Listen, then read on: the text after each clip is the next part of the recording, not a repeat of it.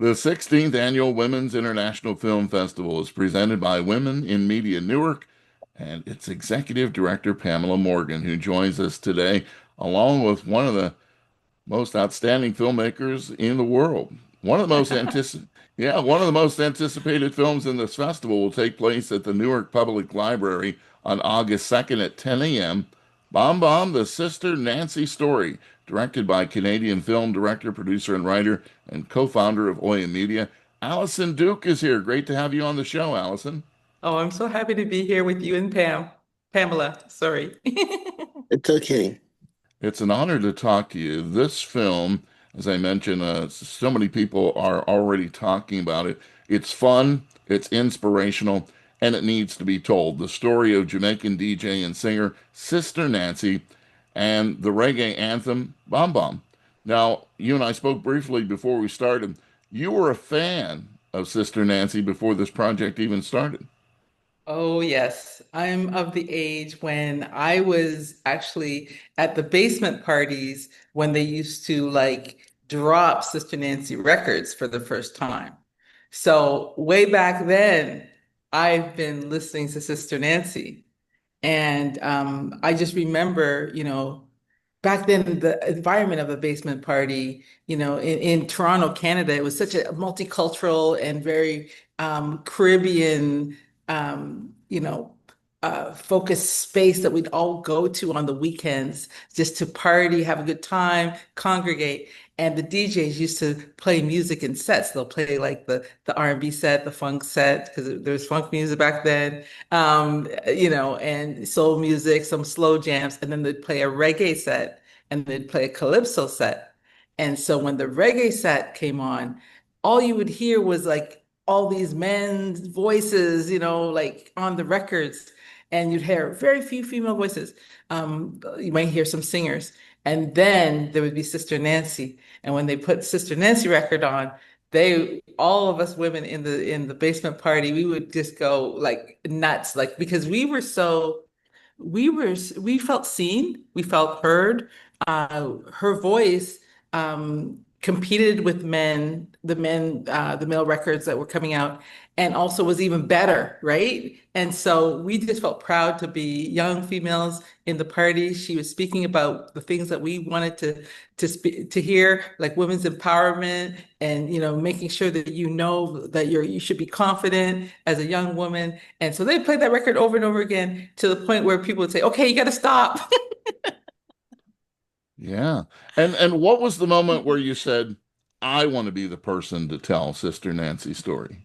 Well, Sister Nancy, if you watch the film, you'll see that she's got promoters and DJs from around the world. And she has a DJ that's been working with her for 17 years. Now, when I say DJ, I mean like the person who's playing the records. Well, when she's DJing in the mic, that's what Jamaicans call it.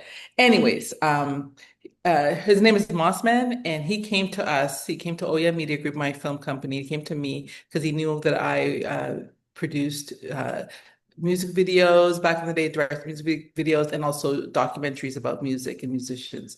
And so, I was just working late one night, and I got a phone call from him, like, "Hey, I want to make this documentary about a legend in the dance hall world." And I was interested, but he didn't really tell me who it was until a couple conversations later. And then he said, "Okay, I think you're the right person to make this film, but Sister Nancy has to like you." Now, if you've seen this film, you would know I immediately got nervous. First of all, I didn't even know she was alive when he asked me this. But then I got really nervous, and then we got a call with her one day. I just remember it like yesterday. We were in the middle of the office, with interns around and everything, and we called her, and she said hi to everyone, and we had a tremendous conversation for about an hour. And at the end of it, she said, "I think you're the one to do it. What a I want you to do it." validation of your work, right? To receive that phone call, that has to make you feel like everything that you've accomplished to connect with someone who you admired and you looked up to as an artist comes to you and says, "Yeah, I want you to be the one to tell my story." I mean, that's unbelievable. I pinch myself every day. It's incredible. I feel honored. I feel blessed. to be able to tell anybody's story. But Sister Nancy is a voice that I grew up with. And she brought me so much joy in my life as a young person. And to be able, like, 40 years later, to be the person helming her project as a director, and getting a up close witness into her life and into her story. Wow, I pinch myself and I'm grateful. When was the first time? Do you remember the first time that you heard it? You talked about the clubs, but do you remember like when it first hit you? Dancehall music and reggae music in Canada has such an interesting history. And I believe it has the same history as in the United States, where these DJs would be, these producers from Jamaica would ship the records to DJs and promoters in America and in Canada. And they used to pick them up on Saturdays, from a depot or something. And then they would take it to the party, that night because they wanted to be the ones who had the hottest music. So that was the competition back then. As I know, I couldn't put that in the film, but I understand that history. And so that's where, like, I was there. Like when you talk about, people, at the beginning of hip hop, and, I'm talking about, the people who were at the Cool Herc party, in the Bronx. They can say that they were at the party when he did it, right? So I was at the parties when the music dropped.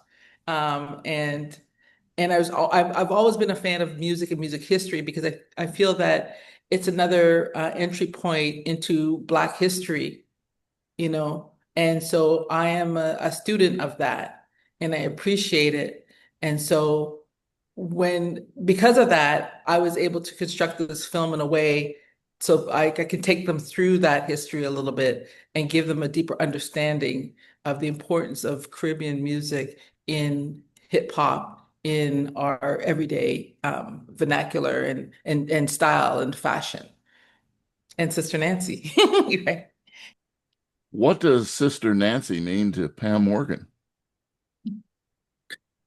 Great question, Doug. I think that Sister Nancy transcends the barriers. I think she's more than a Caribbean legend. I think that she has affected all of us because I remember too hearing Sister Nancy and seeing how excited the community got whenever her music would come on.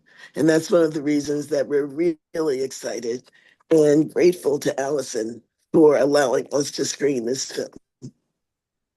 Yeah, and when we hear about these iconic artists and to find their background is always fascinating to me. How much work and research had to go into this, Allison? Wow. A lot of research. I have to be thankful to our visual researcher, Amy Fritz, who was supportive of that.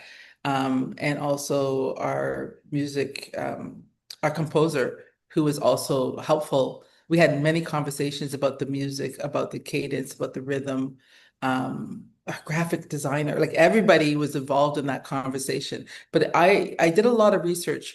And the first thing I did was map out all the songs that had sampled Sister Nancy. And at one point, I came up to like, this was years back, ago, I came up to like 189 at that point. And I created a list. And I not only just created the list, I listened to every single song and how they sampled it and where. Like some of it would be like, they would sample the hook, like the bomb bomb. And I love the way you say bomb bomb because that's the correct way of saying it, Douglas. Doug. They would sample the hook. Sometimes they would sample a little bit of the verse. They might do something like what Kanye did was like speed up her cadence, her delivery in his song Famous. So I listened to all of that, and it actually inspired me to think about, why they wanted to use her voice. And so that helped with the, kind of shaping the narrative of, her voice, like dissecting it in the film. What was it about her voice and what was it about the music and coming together? It created such a magical song that people love to this day. Other than the voice, what surprised you most while doing this research that you learned about Sister Nancy that you really had no idea? Well, I didn't know that Brigadier Jerry was her brother. And so that was a big revelation. He has his own catalog of music, and he is rightfully, the general of dance hall. If you look at his early videos, which I have some of them in the film, and I pieced together her history through her relationship with her brother, the close relationship that they had around music. You will see a little bit of Sister Nancy style in it, but you'll understand how significant he was by hearing his voice. You'll be like, oh my God, that's what Busta Rhyme does, who's also Jamaican. Like that's what he's been doing. And so, yeah, that was a surprise looking at his archive and finding out about his relationships and having many conversations with him about Sister Nancy. What do you like about this film, Pam? You get to choose and you get to pick the ones you feel, are the most important and need to be shared to the world, not just here in Newark. What was it about this film that reached out and touched you? Doug, we're really fortunate we have a screening committee that helps us to identify the films. And one of our screeners, Celeste Bateman, saw this film and told me that we had to share it because it really encompasses everything that we look for. It had good cinematography, great audio, great storyline, just a very well put together, well paced film, and high interest. We all love music. That's the one thing about this film festival. Everyone loves music. Yeah. So it was a home run. Allison holds a master's in film production from York University, and she started her career as a producer and worked for several organizations. You talked about this love of music. What style of music was it reggae? Was it that you first said, yeah, this is my music? You've kind of touched a soft spot for me. I've got my love from music from my mom. My mom now has dementia, Mhm. but I just remember growing up with her and she's singing the most beautiful jazz songs, uh, Ella, Nancy Wilson, all of them, Sarah Vaughan, and she could still sing to this day, even though she has dementia. She sings, and that's where I grew up with the love of music. Isn't it interesting how music seems to never leave people, even when they have difficulties. It's something that brings people to life, even in difficult times, and for your mom as well. We're a jazz station, Allison, and so we reach people all around the world. And when you mention Ella and Nancy Wilson, everybody knows who you're talking about and what impact they've had on the music.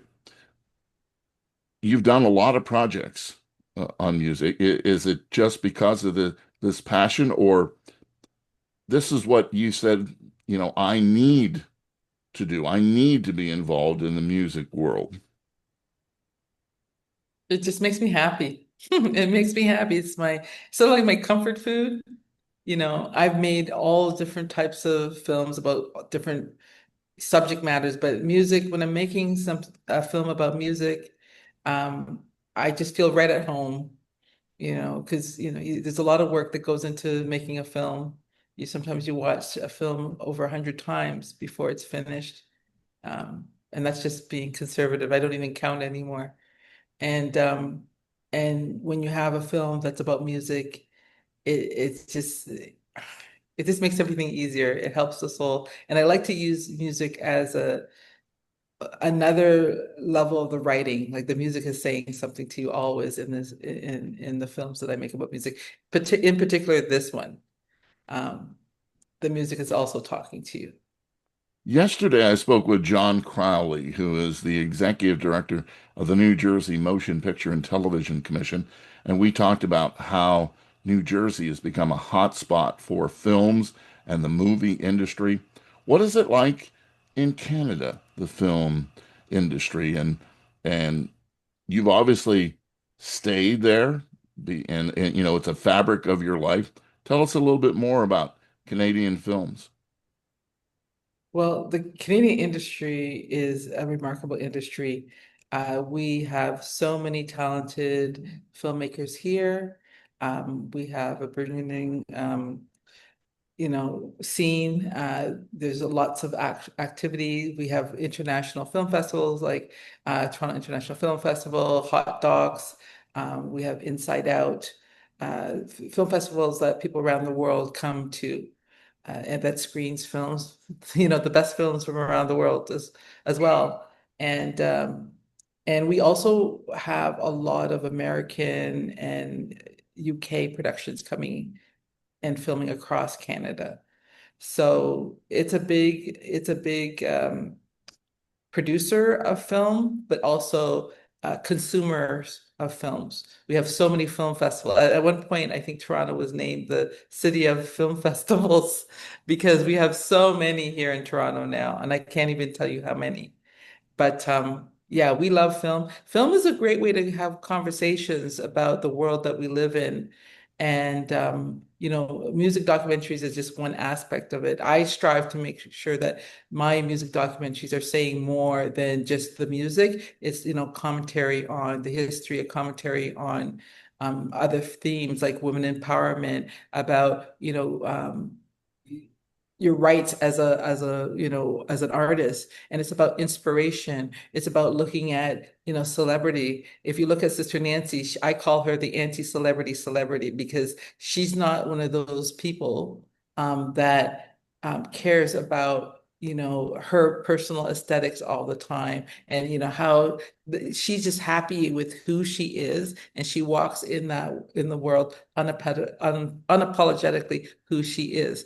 And I think that's really refreshing for artists today because there's so much packaging that goes in to you know yourself and your art before it goes out into the world. People say you have to look a certain way, you have to talk a certain way, and she's not about that. And she's still working. She's booked until the end of the year already. And when we started the film in right before COVID. She was supposed to be doing an event around South by Southwest or some kind of adjacent event, and that was the first thing to be closed down. She had 40 dates already that at that time, so that was like she had 40 dates planned, and so then that shut down. And so I know, like at that time when we were starting to shoot, she was already in demand, and she's even in more demand now. Even with the film out, she's even more. It's crazy. So to be inspired at her age, she's still going and going strong. With all your success, did you still feel pressure making this film? Well, I felt pressure. I felt a lot of pressure because, you don't want to mess it up, right? Come on. And I have a little story about this because when we were close to finishing, and I think it was right before we got accepted to the Tribeca Film Festival. I was telling Sister Nancy, like I really need you to watch this, to sign off on this because it's your life, and whatever. And she said to me, Allison, I don't want to watch it before. I want to watch it with the audience at Tribeca. And then I was so nervous because I was like, oh my God. Because, when you watch the film, you get a sense of her personality because she would tell everybody there on the spot if she didn't like the film. So I was just like, oh my God. So when we had our world premiere at Tribeca, I was a nervous wreck. I don't even remember anything. People were bringing up stories. Do you remember this? Do you remember? I said, no, I don't remember anything. I was just a mess. But so that's the kind of pressure you feel. But I just wanted to get for me, I just wanted to get the history right and her story and her story right. And I wanted to create a film that was able to inspire people. I didn't want to make a film that people said, "Oh, that was, so long ago or whatever, Sister Nancy, she's an older artist." No. I wanted people to be inspired by her story. Uh, Even though she's an older artist, and because I want people to know that older artists have value and nobody should tell them to stop or expect them to stop what they're doing and what they love until they are ready to step away from it. Especially with someone who's been sampled so much, you know, still relevant today. Even if she wasn't performing, she still would be, relevant today. Pam, when we talk about the filmmakers that you bring to this festival, women empowerment, that theme comes up a lot because it is very important to you, I know, and to this festival. That's right. Absolutely, Doug.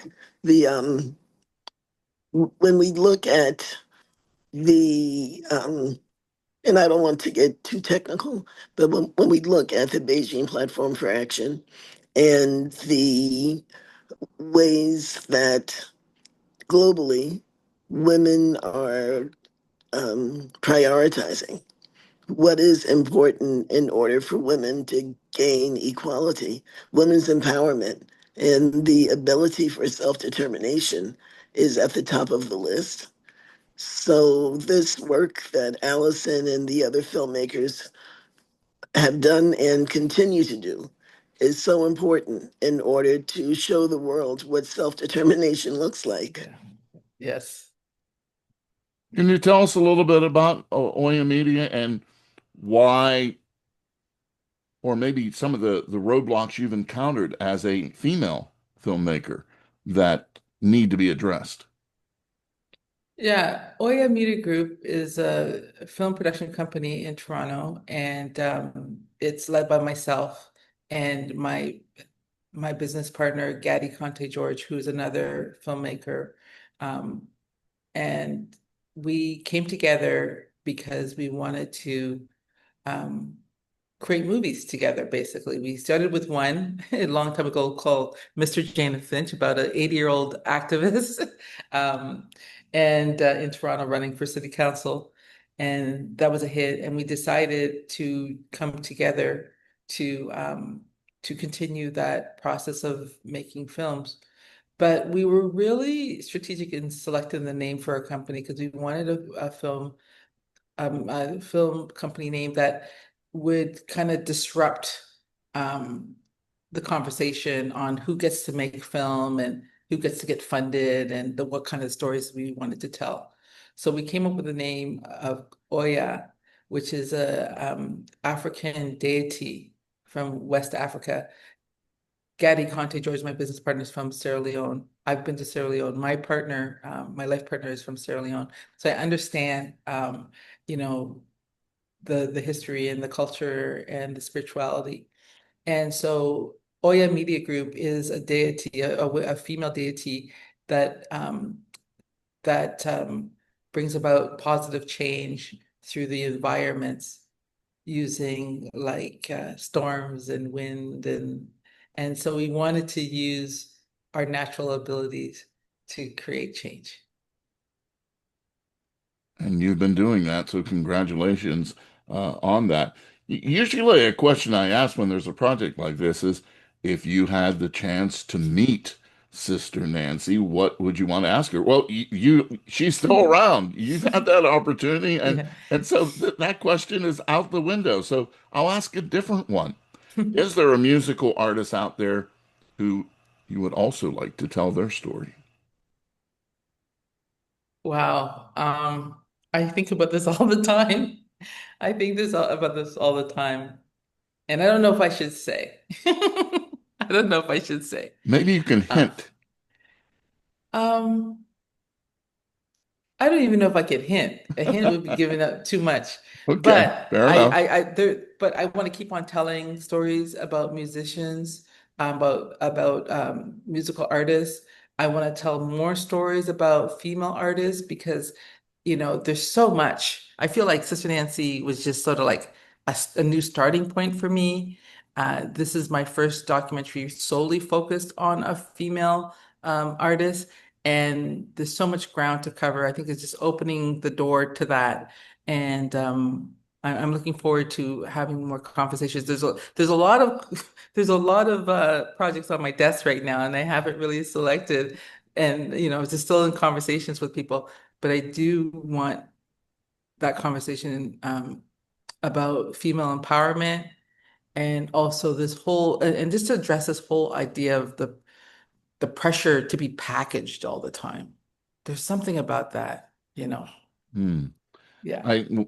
When you think of Sister Nancy and I think of somebody like Billie Holiday, they had to be extra great in order to make their mark. Not just good, they had to be excellent to make way in a male-dominated, genre and dealing with, all the artists before them. It makes you realize just how special these ladies were. Absolutely. Billie Holiday is another singer. I can't remember, I didn't drop her name when I was talking about my mom. She used to sing Billie Holiday, Strange Fruit. I knew that song from when I was very young. And just listening to that recording, how perfect it is. Come on. Um, it's just remarkable. And Sister Nancy, when she gets on the mic, she doesn't she doesn't do two takes of anything. She doesn't even do sound check. She just gets on the mic. Like so many times I've been out on the road with her, and the promoters would be like, "Oh, so Sister Nancy's gonna come in for a sound check," and she's like, "What is that? I only have to do it one time." And I could imagine that, Billie Holiday and Ella and all these folks that we mentioned, they were pretty much the same way. Like they gave you perfection. It's whether or not you recorded it right. You know what I mean? And Yeah, so, yeah, the level of excellence of Black women, we have to be extra, extra absolutely. all the time. Bomb Bomb, the Sister Nancy story, directed by Canadian film director, and she is one heck of a filmmaker. And that is Alison Duke, our guest here today on the WBGO Journal. You can see this film. We certainly have whet your appetite, I would think. The Newark Public Library on August 2nd at 10 a.m. Now, there are various venues for the 16th Annual Women's International Film Festival presented by Women in Media Newark and its executive director, our other guest here, Pamela Morgan. Pam, this the various venues this has obviously given you more opportunities and more showcases for these films and for the venues themselves. You're absolutely right, Doug. The Every year our venues change, and we are pleased because we're able to have different audiences and bring more people to the to seats in order to learn what's going on with women's empowerment. For the last few years, we've opened at the Cranford Theater, and as some of our listeners may know, they had an unfortunate accident and the roof collapsed. So we moved to the New Jersey Historical Society, which is right next to WBGO, and we're really pleased to be able to be right downtown Newark. But we are also in Red Bank, New Jersey, the second week of the festival, and we are virtual for one day. So I invite you to play Bomb Bomb and try to get it out of your head. You know, play it as right after this interview, and you'll be hearing it the rest of the day, right, Allison? You'll be hearing it all through the film, and you're gonna have a good time. There's all kinds of music in this film, and most people when they watch it, their head is bopping from the start to the end. And I want to wish you a really great festival, Pamela. It's been Thank a you. pleasure. I'm so honored to be in your festival. Thank you for the welcoming us into the festival with this great opportunity to talk to Douglas. And I look forward to hearing what people think about it when they watch it. Thank you. Well, you already got the okay from the person that really matters. That's right. And that's Sister Nancy herself, the Jamaican DJ and singer, and just a really resilient person who is still going strong. And that's the great part of Sister Nancy. So for Alison Duke, we want to thank you for joining us here on the WBGO Journal. Continued success with Oya Media Group. Thank you so much. And Pam, as always, congratulations on the festival. You're doing amazing work with that, and I'm sure that you're already working on number 17. Thank you, Doug. Thank you. I'm trying to finish 16.